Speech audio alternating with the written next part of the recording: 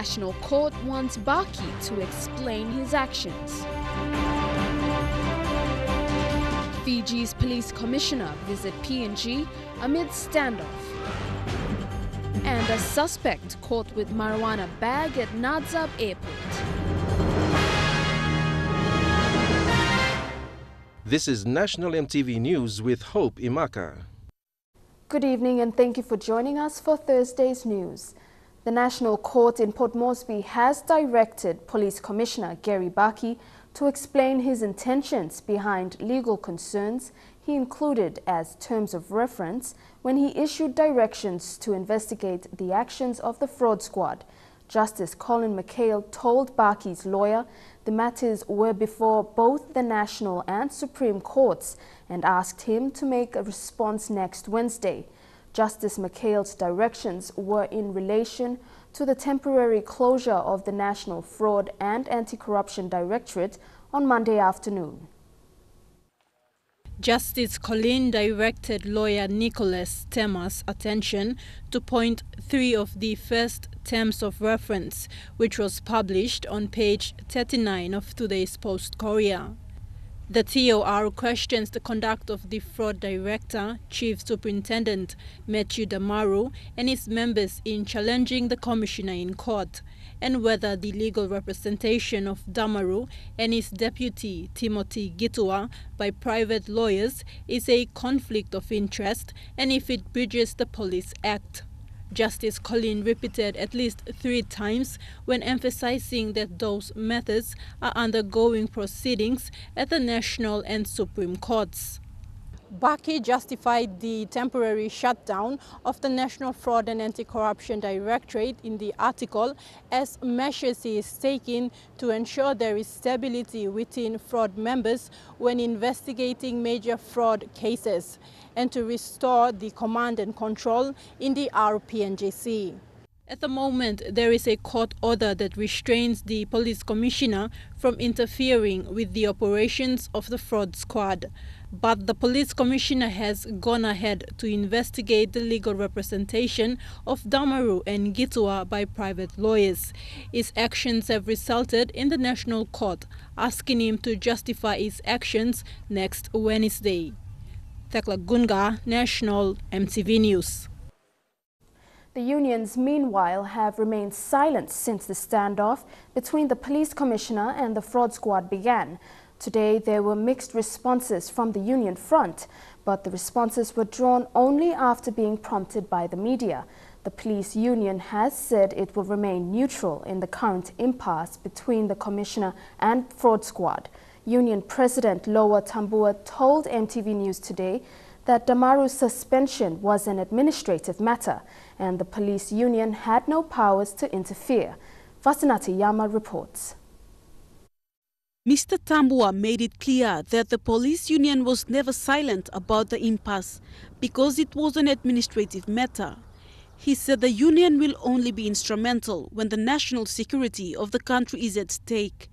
The police union under my leadership, will only call for industrial action when the national security is at stake.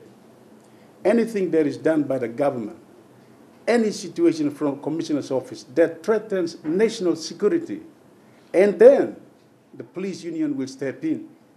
But other than that, the union under my leadership, under my general secretary and my senior vice president and the executives, we will not give in to pressure.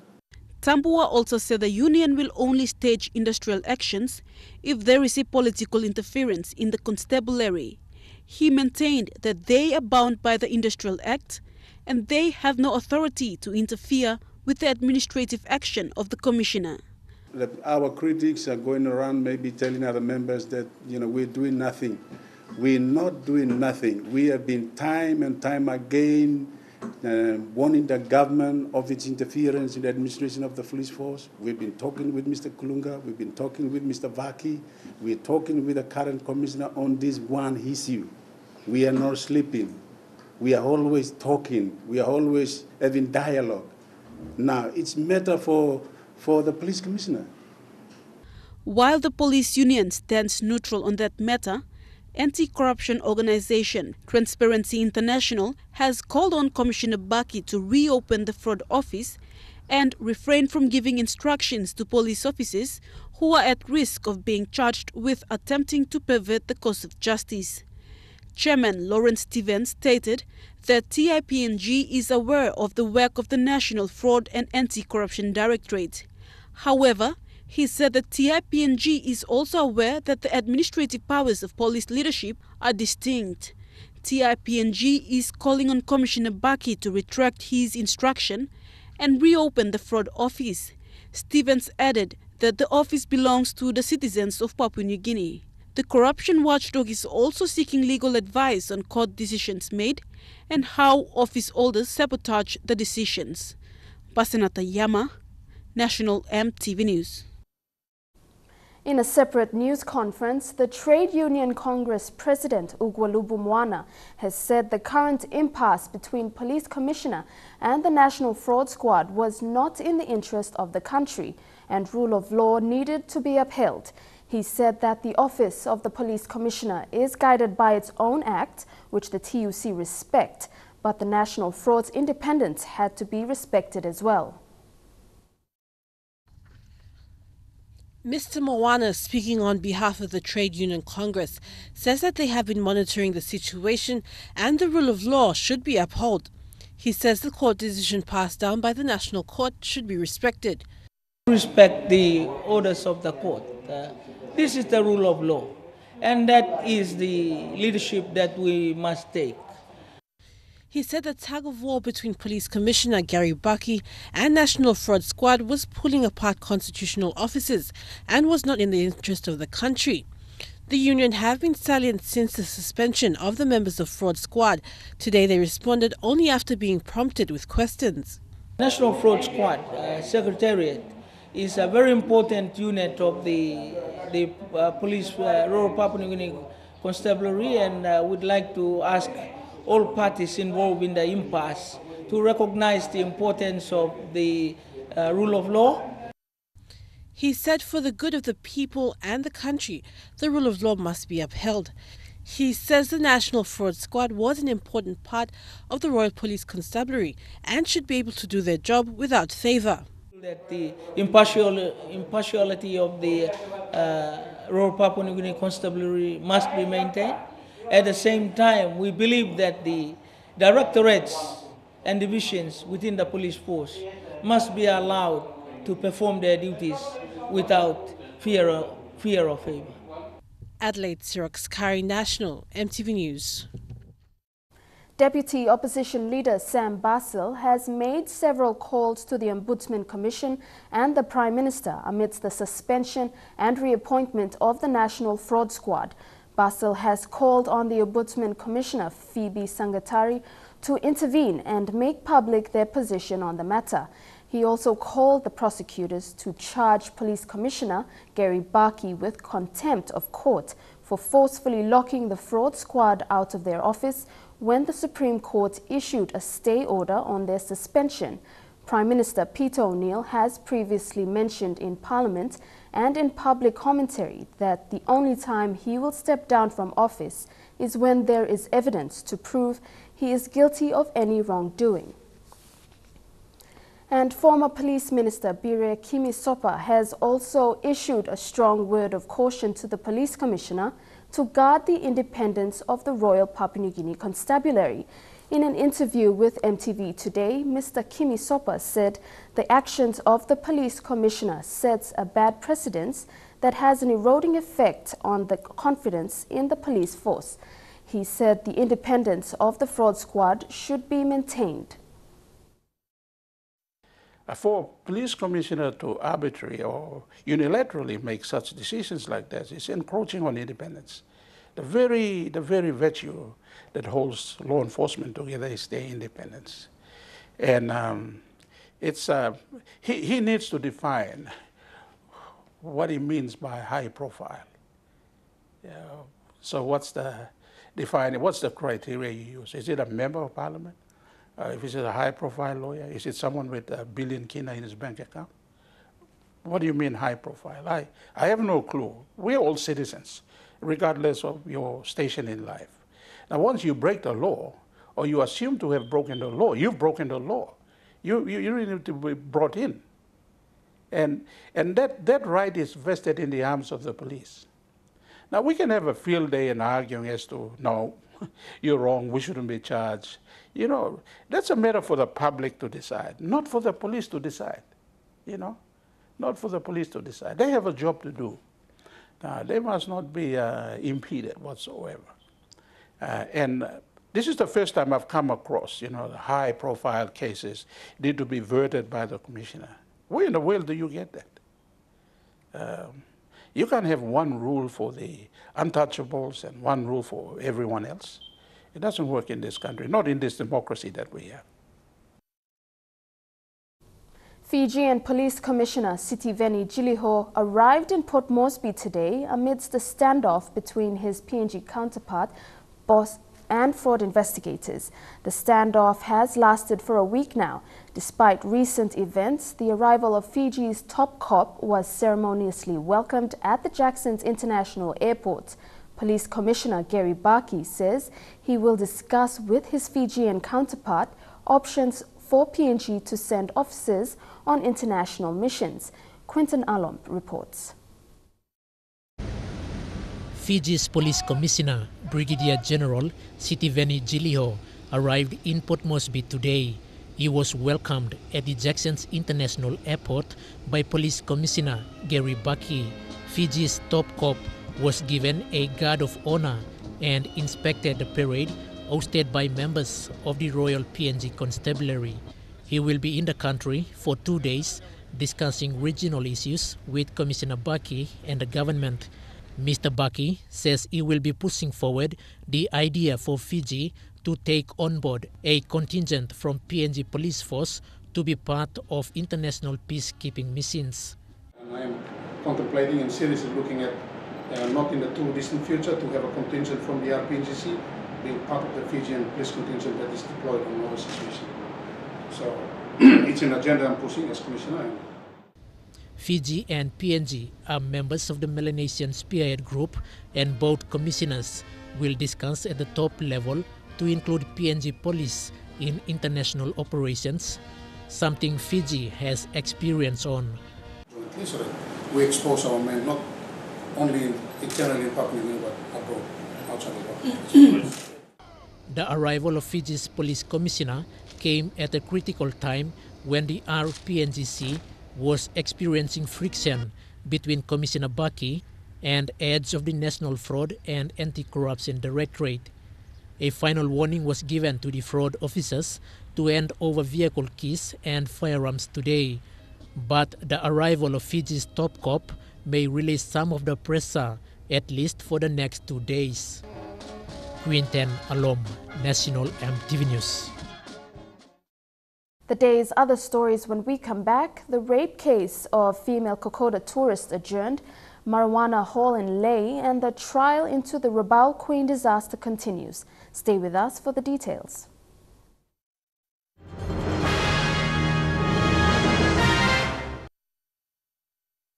Welcome back to the news. Kokoda rape incident defendant Toxie Jacob appeared before the Waigani Committal Court in Port Moresby today. Jacob was arrested and charged in January for unlawful wounding and the alleged sexual penetration of female American tracker Michelle Clemens. Erica Rupma with this report. Alleged Kokoda rape incident defendant Toxie Jacob appeared for mention before the Waigani Committal Court in Port Moresby today. Toxie Jacob, 19 years old, and a 17-year-old accomplice were apprehended, arrested and charged by police on 15th of January this year for allegedly wounding British tracker Matthew Ivans and raping his companion Michelle Clemens. Both defendants appearing in police custody faced alleged rape and unlawful wounding charges. However, the other defendant appeared for mention in the juvenile court. It was alleged that on January 13, 2016, defendants Jacob Toxie and his 17-year-old accomplice allegedly wounded Matthew Ivans' fingers and allegedly raped Michelle Clemens near Ifoge village along the 96 km Kokoda trek. Medical reports provided by Dr. Robin Seos of Paradise Private Hospital detected evidences showed that the victim had had sexual penetration 24 hours before the incident and there was no clinical evidence of rape. Today, police prosecutors sought an adjournment in court on circumstances that the victims are out of the country, thus giving them time to submit their evidences. Meanwhile, the defendants will be held in police custody while the case was adjourned to 23rd of June 2016. Eric Arukma, National EMTV News. A young man in his late 20s was caught trying to smuggle 16-kilogram bags of marijuana packed in a suitcase at the Nadzab Airport at 9 a.m. yesterday morning. The suspect, believed to be from a mixed parentage of East Sepik and Central Province, was on board a PNG air flight ready to depart when he was asked to leave the plane. The drugs are valued at more than 10,000 kina on the street market.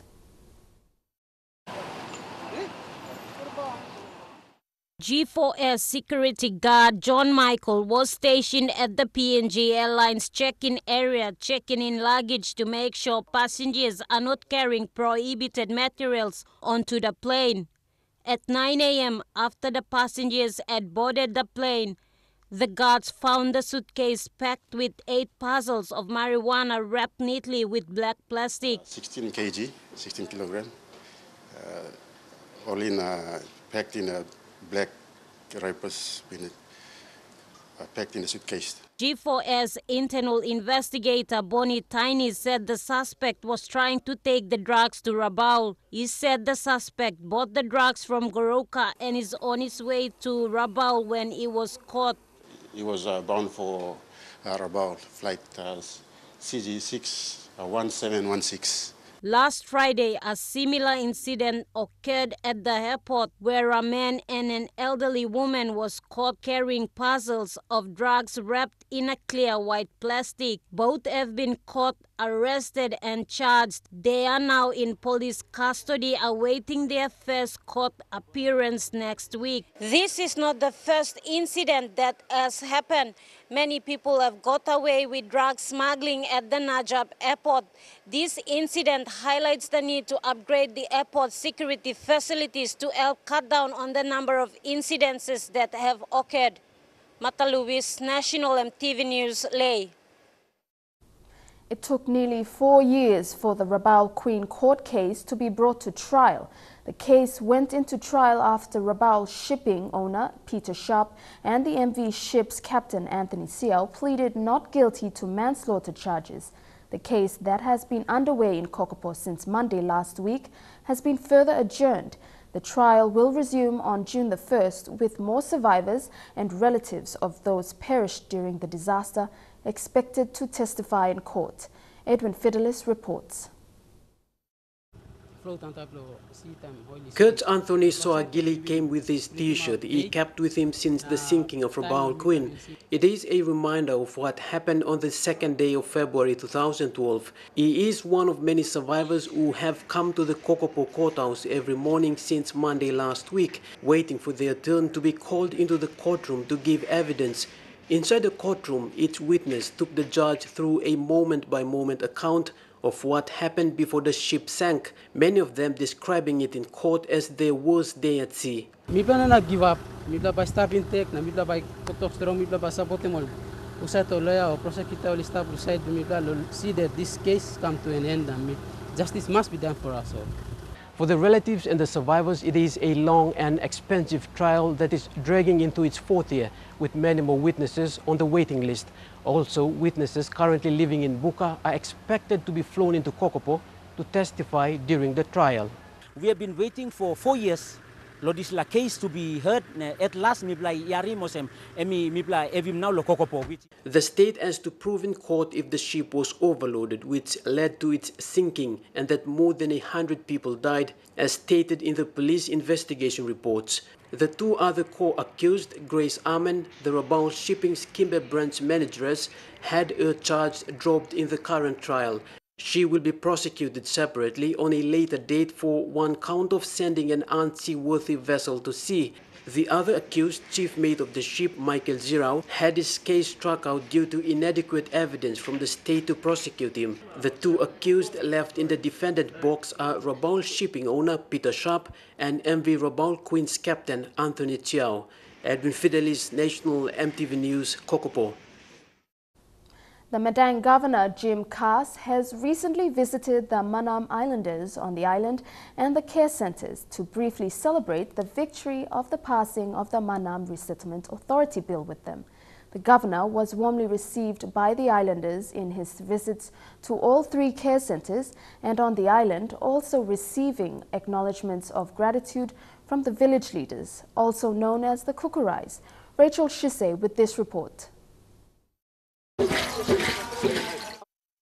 The governor and his delegates first visited Baliao village on the island, the village where the Manam Resettlement Authority Bill was discussed and put together with the islanders' Council of Chiefs, consisting of the Kukurais, the village leaders. His next stop was at the care centers, starting with Potsdam, then to Asarumba,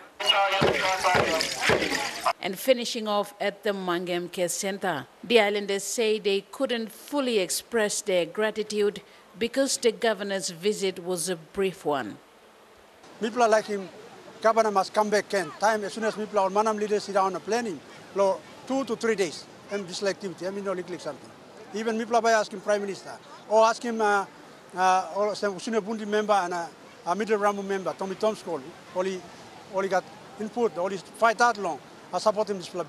Governor Katz, in his speeches, apologized to the volcano-displaced Manam Islanders on behalf of the national government and the previous governments for not attending to their resettlement needs for 12 years.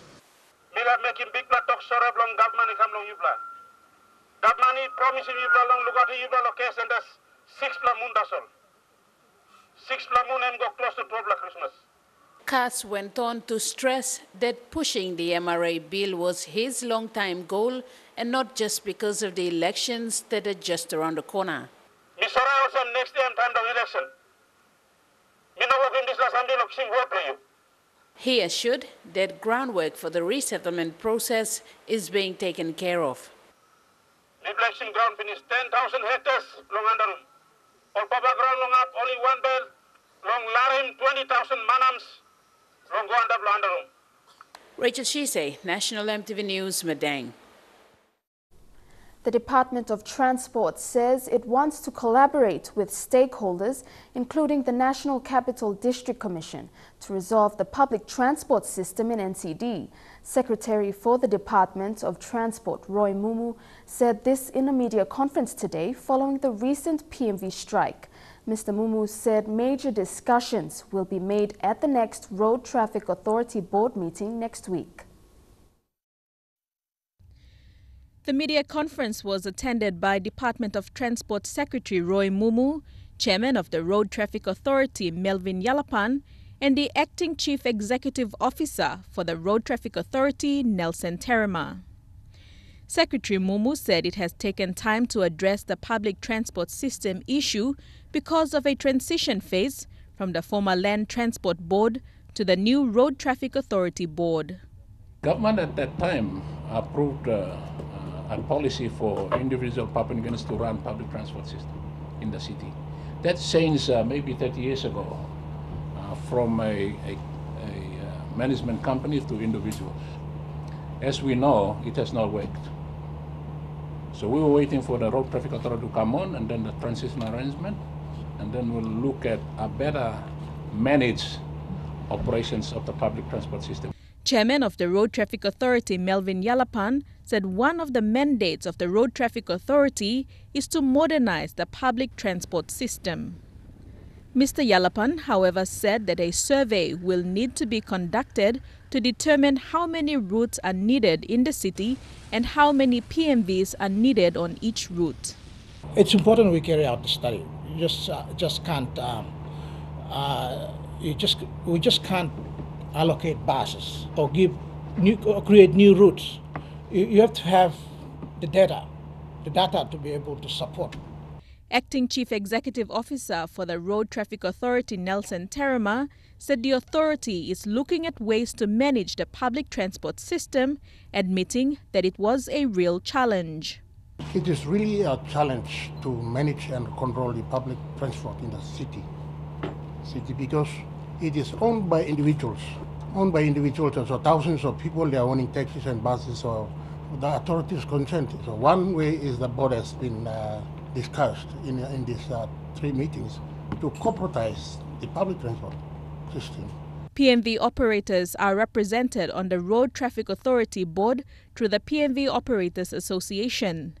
A Road Traffic Authority board meeting will be held next week, and Mr. Mumu said public announcements will be made on the outcomes of that meeting. Deli Waigeno, National MTV News. CPL has entered into a long-term lease agreement with the East New Britain Development Corporation. This was announced by CPL Chief Executive Officer Ravi Singh at the opening of Stop and Shop Koki in Port Moresby today. Mr. Singh said this is an opportunity to further strengthen their position in the retail business market. The CPL group of companies has further expanded their retail outlets by opening another supermarket in Koki, Port Moresby. CPL Chief Executive Officer Ravi Singh said they are under a 22-year lease agreement with the East New Britain Development Corporation. It is a very happy moment for me and the whole CPL group. This project has taken us more than 8 to 9 months to get to this stage. CPL will also be opening another Stop and Shop outlet in Harbour City that is also leased under the East New Britain Development Corporation. The new business projects have provided 627 jobs for Papua New Guineans on both sites. So we have employed 627 PNG citizens on both new sites, so it creates employment. It also creates a retail avenue and an opportunity to buy healthy quality food at affordable prices, which is our promise. For us, both CPL and us, we're looking for the quality sort of offerings that our sites will offer. Both this one and in Harbour City, where we will be opening in the next month or so. So we are very pleased indeed with the partnership. It's a great partnership, and we think it'll be a rewarding one for all stakeholders. Mr. Singh is pleased with the outcome of the projects. He added that the 2015 CPL turnover is at 497 million kina. Marilyn Diaukatam, National MTV News. And now looking at our finance news. The kina opened unchanged at $0.3185 US in the interbank market. At Bank South Pacific, your kina was buying $0.3110 US, $0.3960 Australian dollars, $0.2721 euro, and 33.88 Japanese yen. Looking at commodity prices at New York close, coffee and cocoa closed higher, gold closed lower, while copper closed the day unchanged. Palm oil, crude oil, and copper closed the day higher. And on the stock market, the Dow Jones closed at 42.67 points higher, the ASX closed at 45.25 points higher, and the All Ordinaries closed at 44.33 points higher. Among stories after the break, Queen Elizabeth turns 90 and more local news. Stay with us.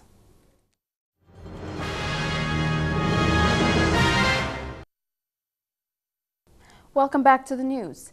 Families of policemen and women living in houses at LEASE Bumbu Police Barracks are raising concerns over the state of the houses they're living in. They have been living in the houses for more than 5 years, with little renovation being done. Some of the families had to connect the electricity to the houses themselves. This is Elizabeth Kiande. She lives with her husband and their 5 children at their house at the Lay Police Barracks since 2014. when her husband was transferred to Lae from Bulolo. Mrs. Kiandes says the house they moved into was already damaged and in a bad condition. The windows and walls are broken, laundry sinks leaking, and the ablution block was not fit for use. House bagara fly wire mi play doklo ba putim na toilet seat kavaya ba mi play tintilo making ken. Inside the house and some bagara. The family is slowly renovating the house at their own expense. They had already fixed the broken windows and are planning to get the walls and the toilet fixed soon. But the family is questioning whether the police department will refund the money. Mi play doklo ting lo maintain lo money blo mi play it.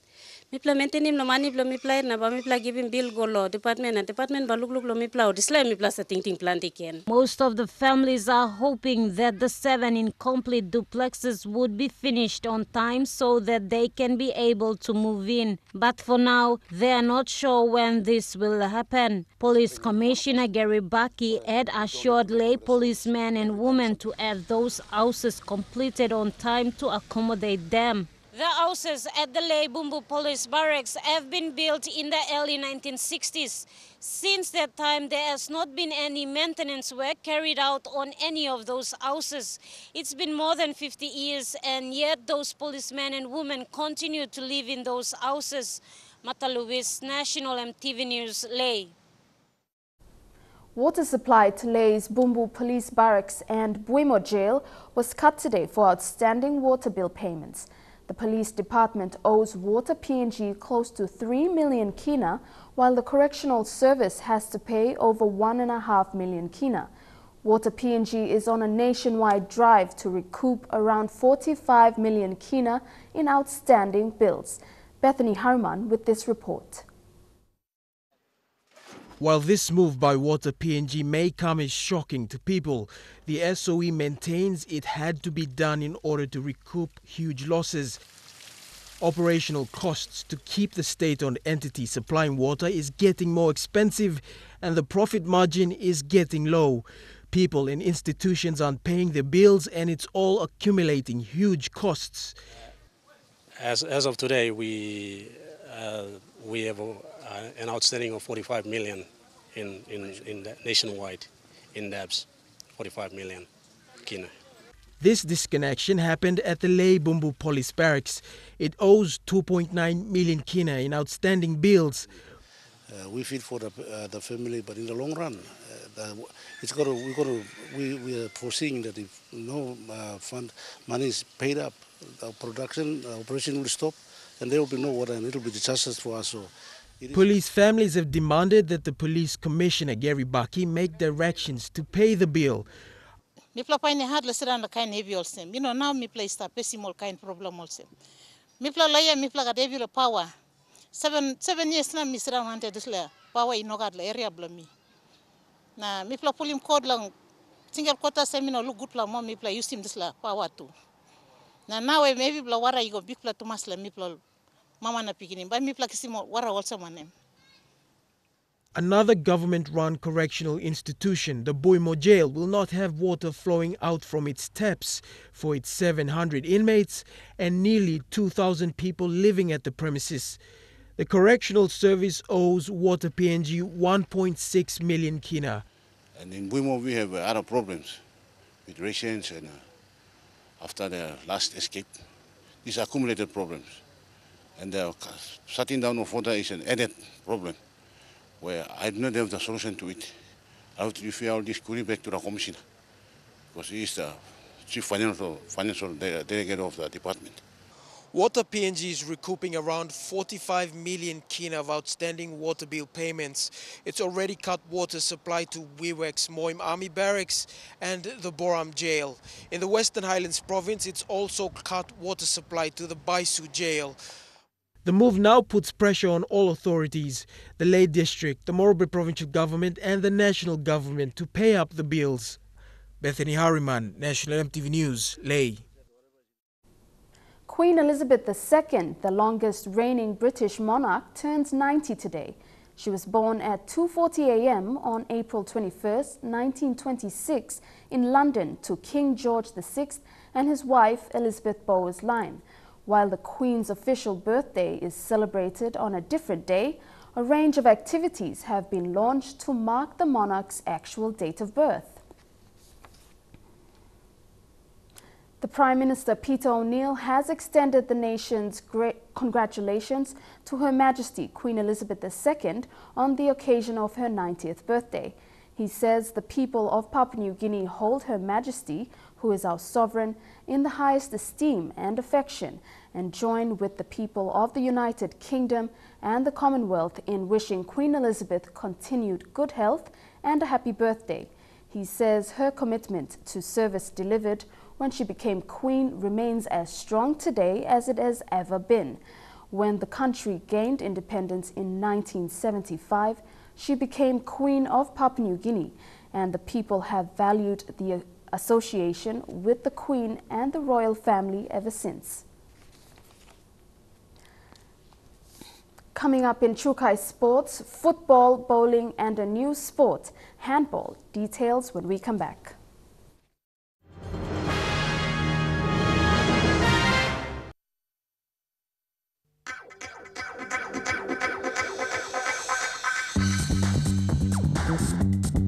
Chukai Sports.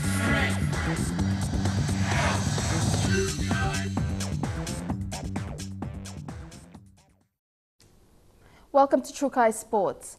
Defending champions Auckland City and Team Wellington are both in the final after wins over Tahitian and New Caledonian opposition respectively. Auckland City FC and Team Wellington will now meet in Saturday's OFC Champions League final for the second straight year. Most of the goalmouth action took place in day's opening game, Auckland keeping their hopes of 6th consecutive title alive with a 4-2 victory over AS Tefana. City will get the chance to make sure that doesn't happen again after a first-half goal bleach against Tefana. Michael Lelafa and Clayton Lewis both scoring doubles to put them 4-1 ahead at the break. Solomon Islands international Lalefa wasted little time in getting on the score sheet, receiving a short corner from Darren White before firing inside the near post in just the 7th minute. But Auckland's early lead lasted only a few moments as Tefana equalized on 10 minutes. Tauhiti Kak heading home a left-wing cross from Temari Tenurua. That's a very good ball. Oh, what a goal! Any hopes the Tahitians would go on to record an upset were soon dashed when Lewis and Lelefa struck twice in quick succession to give Auckland a 2-goal lead. Lewis went on from provider to scorer 2 minutes later when his looping free kick missed all his teammates and sailed past Tefana goalkeeper Mikhail Rochi for 3-1. Lewis sealing his brace with a spectacular curled effort from long range in the 44th minute. Mikhail Roche unable to stop it. And it is 3-1. Tefana did threaten to launch a late comeback when Takuya Iwata was deemed to handball inside the box, and Tinurua converted from the spot in the 86th minute. And a fine goal from the spot kick. But there was to be no dramatic ending as the Navy Blues went on to make sure of their now customary place in the final. The second match was a far tenser affair. AS Magenta shedding the possession but struggling to get their noses in front, before Wellington broke their hearts with a pair of quick-fire late goals to win 2-0. Disaster for the goalkeeper, and the easiest of non-ends. Domestic rivals Auckland City and Team Wellington will now fight it out for a berth at the FIFA Club World Cup in the OFC Champions League final, set to take place on Saturday, 23rd April at QBE Stadium in Auckland from 2 p.m. Shane Soroya, National EMTV Sports. FIFA Under-20 Local Organizing Committee CEO Seamus Martin says they are close to confirming the dates of the international friendlies. These matches may be held next month here in Papua New Guinea, along with the Oceania Nations Cup. They are still in discussions with Japan and the United States of America to confirm the order of matches.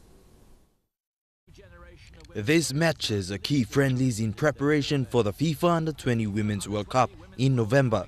No, there's been a lot of discussion behind the scenes with USA and with Japan around a series of friendly matches here, and it's, you know, it's countries don't know where Papua New Guinea is, countries don't know the climate, they don't know the atmosphere, and these are, you know, these are obviously countries that are taking this this exercise very seriously, that they're willing to fly halfway around the world for 2 friendly matches. The PNG team will face sides from both Japan and the United States. Martin said with the help of PNG FA President and FIFA Vice President David Chung, they were able to organize these matches. You know, we're lucky the President is also a FIFA Senior Vice President and is able to, you know, to have those discussions at that high level and to get these things moving. So the Nations Cup being here in Port Moresby and venues being available and training sites being available, so it's going to be a packed schedule. With USA and Japan to play a series of matches in Papua New Guinea before the World Cup, this will play a crucial part in PNG's preparations. So it's a fantastic opportunity for those countries, the USA and Japan, to come and visit Port Moresby before the big event, and for Lisa Cole and the PNG women's team, it's an opportunity for them to get some much needed match practice in front of some home fans as well, which will be great. Elijah Lovett, National EMTV Sports. The PNG Sports Foundation today signed a lease agreement with PNG Bowls Limited for the usage of the Bissini Lawn Bowls Green in the nation's capital. This is the first official lease agreement between the foundation and a sporting federation since the land was compulsorily acquired by the government for upgrading of all venues in 2015. While this lease agreement is the first following the upgrading and construction of sports facilities in the country, Chief Operations Officer of the PNG Sports Foundation's venue management arm, David Auer, has given the Federation's assurance that there are plans to formalise similar agreements with several other sporting codes in the country. Director of Corporate Services said this is a step in the right direction for the Foundation as it aims to strengthen ties with all codes and federations. Say on behalf of the Executive Officer that we look forward to maintaining this partnership between PNG Sports Foundation and PNG Bowls Limited. And you can see that the national government has actually invested a lot of money into the construction of some of the most international state-of-the-art facilities in the South Pacific. And one of those facilities is the bowling facilities. The lease agreements for the usage of the Lawn Bowls Green will now pave the way forward for PNG Bowls Limited to conduct and introduce a number of their programs for the year 2016. It's a new era for bowling. For me, my effort now is trying to bring bowling to a new level.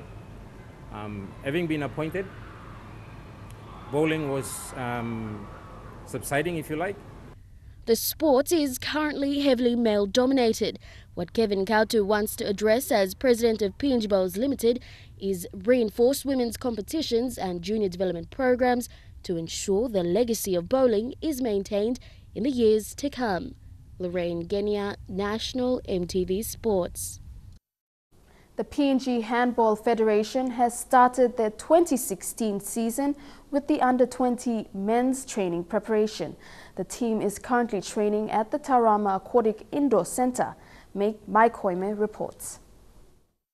Handball might be a new sport in PNG, but it was introduced to PNG in the year 2014, and PNG took part in their first ever competition in Wellington, New Zealand in the same year. The PNG handball team is currently made up of interested participants from 8 Mile and 9 Mile settlements and other parts of Port Moresby. Dixon Dobunyaba, as the handball referee, said the interest in the game has stepped up. Settlement, mostly they come from 9 Mile, 8 Mile, and they have been very committed to the sport, and they've shown the passion of the interest of the game, and they've really proven themselves to become an athlete or a PNG player. Currently, the PNG Handball Federation are preparing the Under-20 men's team, especially working and concentrating on their fitness and techniques. Visiting German coach Helmut Martin said it is good to see PNG's interest in the sport of handball. The only team here, and nobody knows anything about handball. And therefore it's very interesting for me to see what we can do, because the guys are very interested, and they had a lot of fun, and that's the best we can do I think they can learn a lot. PNG Handball Federation has now extended out of Port Moresby to other centers of PNG as well. Mai Koime, National EMTV Sports. Trukai Sports continues after the break. Stay tuned.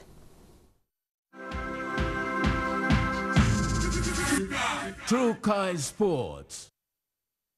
Welcome back to Trukai Sports. The PNG Rugby Football Union have another task at hand for the year 2016, and that is delivering the newly announced Export Rugby Championships and National 7 Series later this year. The format of the competition means provincial teams who are sanctioned by their respective unions under the PNG RFU will play in each region. Competition manager Sailosi Druma believes this will benefit the National 7s and 15s team, as it won't only create an avenue into the national jersey, but strengthens competition, as it will provide an extensive pool of talent. Become more and more evident within the development programs in Papua New Guinea is the need to establish a higher level of rugby competition in the country. The Rugby Championships and National 7 Series will do exactly that. While one of the primary objectives is growing the code, the PNG Rugby Football Union have also identified the need to expand their player base. With the inception of both tournaments nationwide, these have become considerable factors which have determined the competition structure. The Export Rugby Championships will consist of 12 provincial teams competing within 3 respective conferences. The Southern Conference will include the Capital Rugby Bormas, Capital Rugby Gaigais and a combined team of players from Oro, Central and Milne Bay. The Northern Conference will include the Morbe Hammerheads, Morbe Tiger Sharks, Eastern Highlands Kilituas and Madang Madgowns, while the third and final conference will be hosted in Rabaul and will have teams representing the New Guinea Islands. However, with regards to the National 7 Series, a number of factors must be considered. These include the potential to identify new talent to expand senior rugby participation. Lorraine Genia, National EMTV Sports. To golf, and day 1 of the Radler PNG Open saw New South Welshman Daniel Bringolf lead earlier with a strong 6-under par performance. Bringolf, in only his second year in the PNG Open, is in stiff competition from Corey Crawford and experienced PNG Open campaigner Christopher Muick. With a total 350,000 kina up for grabs, Bringolf is hoping to take lead over the course of the next 3 days. I hit it quite well most of the day. I knew before the round I needed to capitalise on most of the par 5s as I can reach most of them. And I kind of did that today with 3 birdies and an eagle on the par 5s. And I managed to hole a few sneaky short putts for birdies, so I managed to put a good round together. Deal with the conditions a little better. You try not to let things play on your mind as they can be out there, as most players will find out. But the first year out here was a real eye-opener, and I kind of took a few things from that year and brought them over this year to try and have a better tournament this year. So, yeah.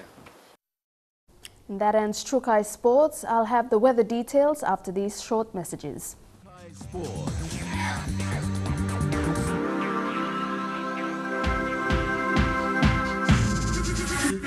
Trukai Sports.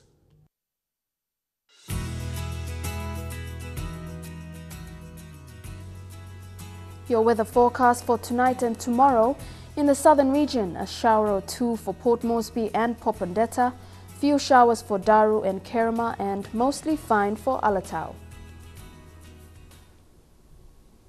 And that's the news, sports and weather for tonight, Thursday the 21st of April 2016. On behalf of the entire news team, I'm Hope Imaka. Pleasant viewing. Good night.